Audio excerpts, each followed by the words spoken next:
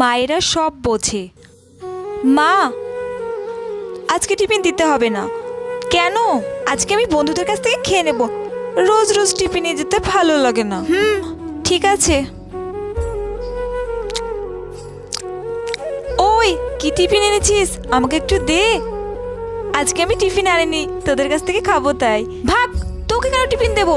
নিজে টিফিন নিয়ে আসেনি, আমার টিফিন খাবে। মা টিফিনটা দিচ্ছিল, বেকারি মাকে বারণ করলাম। এখন খিদেও পেয়েছে, কি করব? স্যারকে বলে বাড়ি চলে যাব, ভালো লাগে না। কি করব? কি ব্যাপার, ব্যাগটা তো শক্ত শক্ত লাগছে কেন? ব্যাগের মধ্যে কি? মা আমাকে টিফিন দিয়েছে। যাক গে, বলুক গে তো, টিফিনটা রেখে দিই। পাগলি মেয়ে একটা। সত্যি মায়েরা সব বোঝে।